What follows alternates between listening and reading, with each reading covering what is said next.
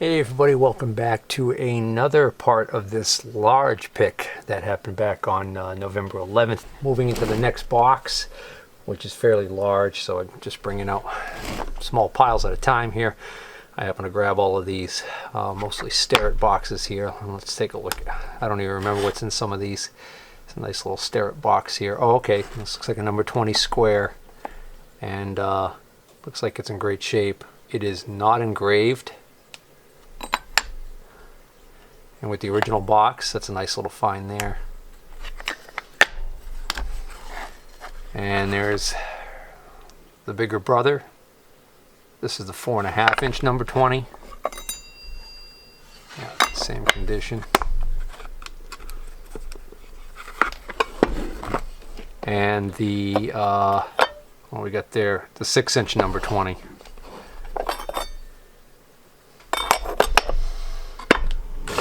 What do we got in here? Oh, a nice Starrett parallel set.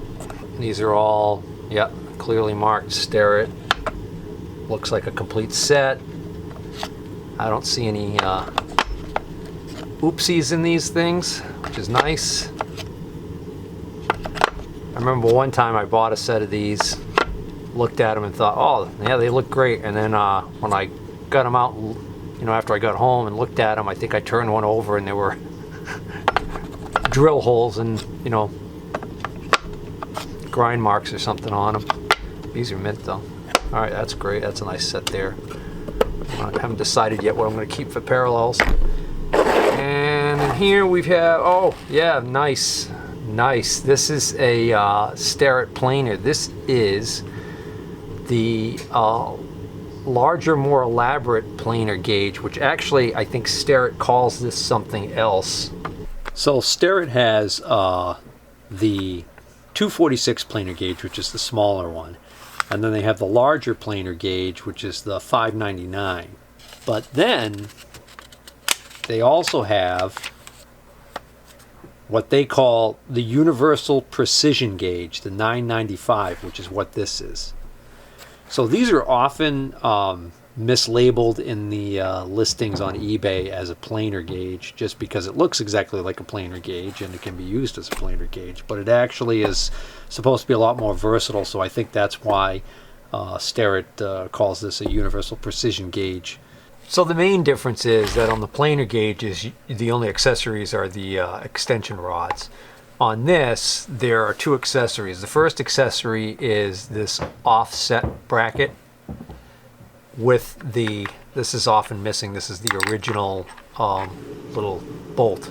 And the other is this device here, which is the scriber holder, and this is the scriber right here. So oftentimes this scriber will go missing. So this just goes in the slot and gets screwed on, and now this becomes a precision height gauge with a scriber for use on to do layout work on your surface plate. So this was a much more expensive set than the regular planer gauges when it came out, and they tend to trade higher on places like eBay. So I'll end up just checking my 995 that I have and just making sure that I have all of these components, because you could order this. You could actually order this with just these two pieces, the offset, and without the scriber, or I think maybe vice versa or something. So, or this is the complete set. So I'll make sure I have a complete set and sell what I don't need. Next pile of goodies here. Got a compact box with a compact indicator in it. You guys may have heard me in the past talk about compact. I like compact indicators. They are Swiss made, good quality, and because they're not as well known by many people, you can usually pick them up cheaply. This one is really clean. This may have never been used. Oh, I just noticed this is a metric one, 0.01 millimeters per division. Okay, so that's interesting. Starrett jeweler's screwdriver set, 555-7, and it looks complete.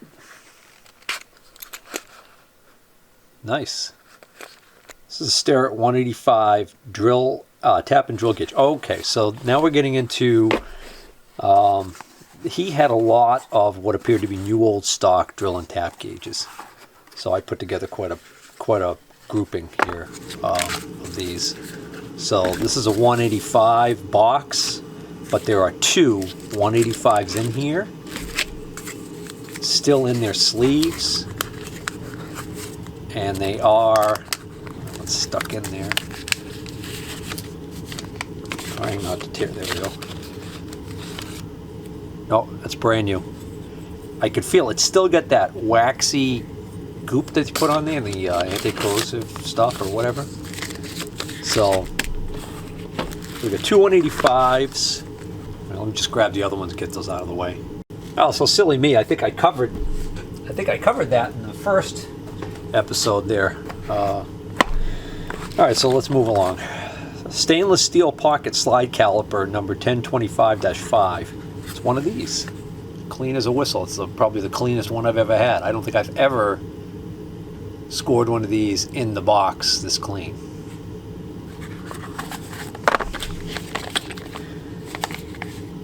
Number 118 Starrett spacing center punch. This is, I've never seen one of these either. This is another funky, get a load of this. So what we're looking at here is we're looking at a center punch specially made with this extra leg on it that allows you to fine dial the distance between this edge and the center punch. So if I want to go along the edge of something and have a row of punch marks exactly in from the edge a certain precise distance, that's what that'll do for me. Pretty wild. Never even knew they made such a thing. And this is a 828A Starrett Wiggler Center Finder. Looks complete with all the extra pieces in there. That might be new old stock too, I don't know. Alright, this says it's a Starrett T230FL, so that'd be a friction... Oh, no, wait a minute. This is a Brown and Sharp. Oh, it's a thread micrometer. That's not rust, that's some goop that's on there, grease or something. Interesting. So this is a thread mic. So what's in this box? This is a Starrett 575D-P swivel anvil micrometer. Well, that's weird because this is also a thread mic. Okay, all right. So this is a 575. So what does the D-P mean? Is that? Oh, I'm gonna have to look that up. I'm not familiar with that. Oh, okay. So it is like the other series of Starrett thread pitch micrometers, which basically the letter D denotes that it's a 0 to 1 for 20 to 24 TPI, as opposed to, in other words, they made the A, B, C, D, E, and F. So you'd have to have 6 of these if you wanted to be able to do all thread pitches between 0 and 1 inch diameter. What do we have in here? Oh, mechanical. So this is this should be a 230, right? I think 216. Sorry, this is a Starrett 216. Direct reading. Mechanical, rolling mechanical mic. That's nice. It's really nice.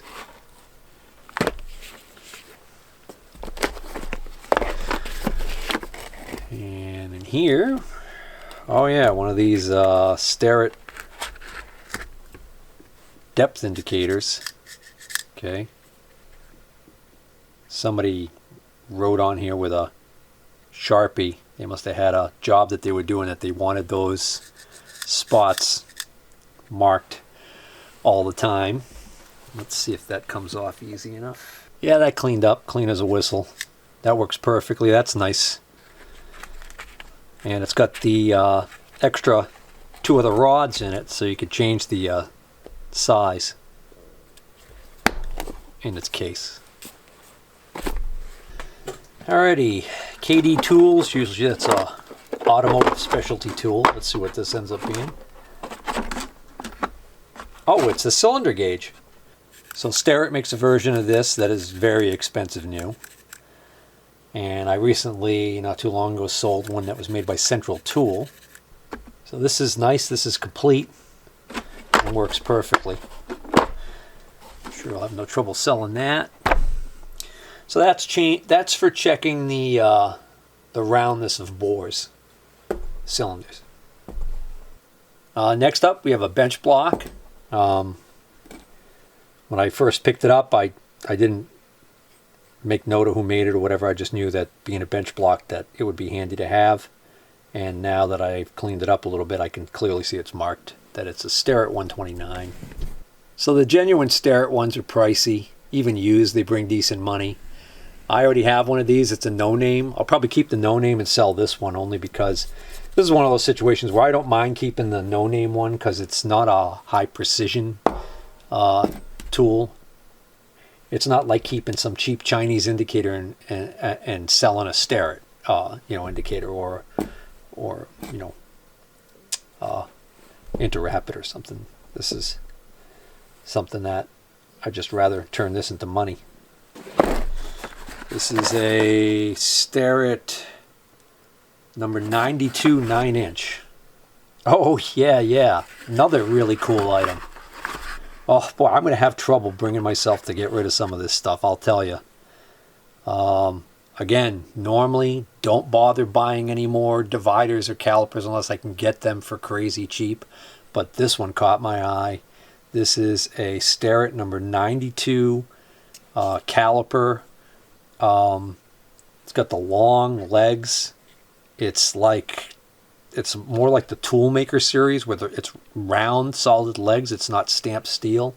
This was probably a pretty expensive caliper or divider when it came out.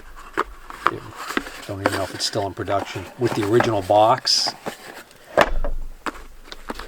Starrett hole gauges, 5-piece set. Just make sure they're not all... Yep, that's working good. Nice shape. We got here another Starrett. Okay, so this is a Starrett back button indicator case with a couple of the accessories present, but the indicator is missing and this clamp is missing. But I have quite a few of these extra indicators without cases, so that's why I wanted this. I'm going to be able to put an indicator in here. Might even be able to find this rod, and might even have an extra one of these clamps for all I know. I think I had one of these a while back and sold it, but And S240 pin vise set. Oh, complete. That's nice. Like that. Okay.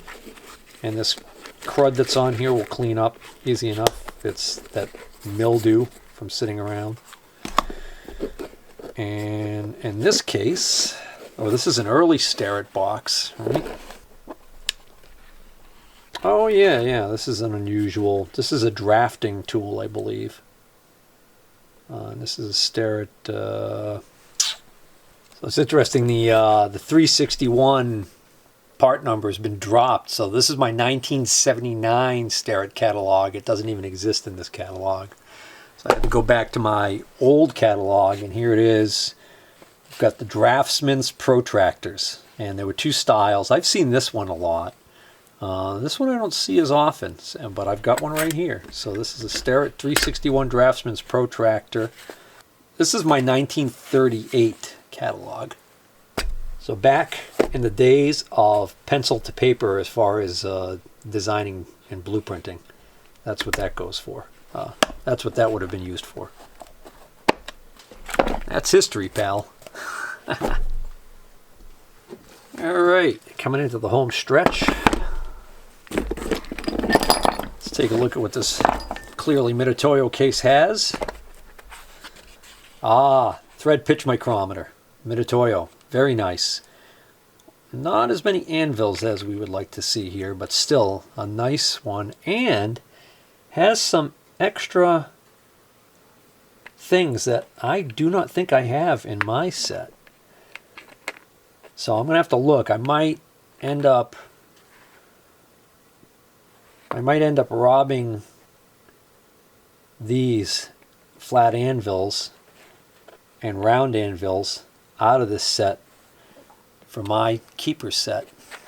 So we got a nice Starrett case here. Oh, a nice 645 back plunge style indicator Starrett. Perfect working order and a very nice complete set. See, there's the clamp that's missing from that other set, but this also came with the clamp.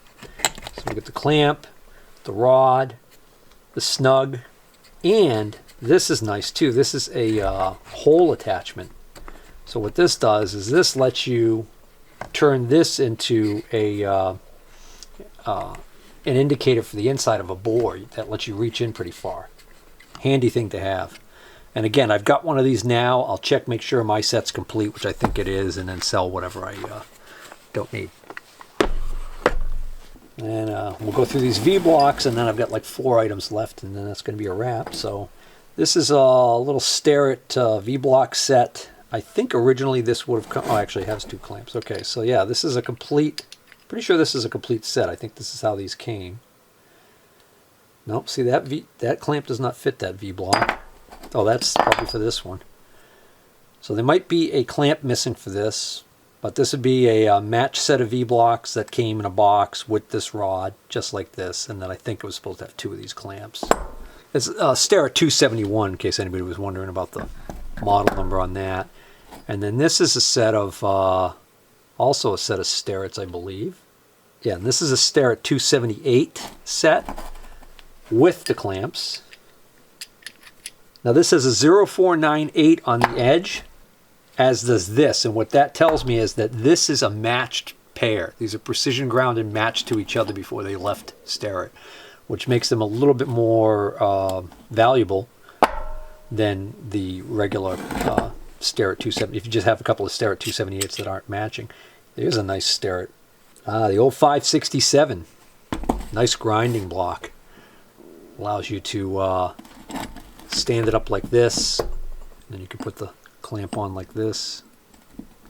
So nice, very cool. That's a nice find. All right, 5 more items to go. Here's the next 3. This is a Karl Mahr. That's interesting. M-A-H-R, the same spelling as Mahr Federal. So probably got some age to it. And that's what it is. It's a, and that's what it is. Like I knew what that was going to be. It's a comparator. So the resolution on that thing is 0.00005. So crazy resolution on this thickness gauge. And unlike the other ones, there's no quick... Oh no, there is. There it is. All right, it's on the back lever. So you can open that up. It's all free and moving, nothing wrong with it. Well, I mean, might need calibration, but you know what I meant. Another Chinese angle block set, I believe. Yeah, this one is complete. Whereas the last one, I believe, was missing. I would call that a complete set of Taiwanese angle blocks. Another early Starrett case. Very early Starrett case. With what? Oh yeah. One of these sets. Remember just recently I featured one of these. In fact, I haven't even put it away yet. It's still here on the bench. Right there. Talked about how I found this in a toolbox, and when I was looking through the drawers, I spotted this cone piece and realized that that went to this set. Because what was on here when I first pulled this out was a point, which I have. Right? Now, here you go. There's the cone piece. There's the curved point, straight point. Then there's another straight point. Then this is a, what do you call this thing? A little stylus thing here, right? This sleeve for hooking this rod onto this longer rod to have a really long rod. Okay, kind of neat. Now I'm going to show you the last two pieces, which I do remember what I paid for these two pieces. I paid $200 for the two of them.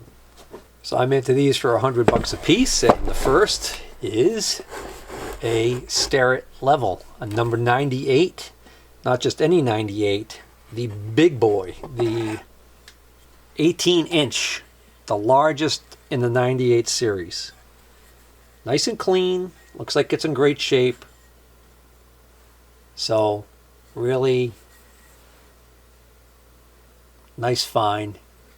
I already have this one, and I think my case is in better shape than this, so I'll probably resell this one. And as happy as I was to get that for the 100, this really takes the cake. A Starrett Master Level.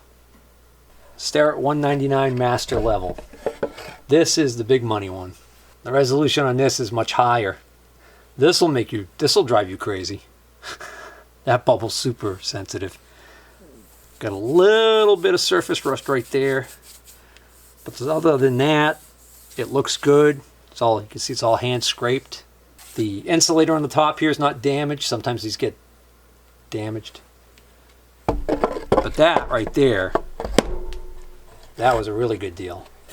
I mean, they were both good deals. And like I pooled them together, $200 for the pair. At this point, these are the last two items I bought. At this point, I had bought so much from him. I think that's why he went along with my offer on these. All right, guys, that is going to bring this pick to a close. I hope you enjoyed this pick as much as I did. If so, please hit the like button. And if you're not already a subscriber, please consider subscribing. Take care.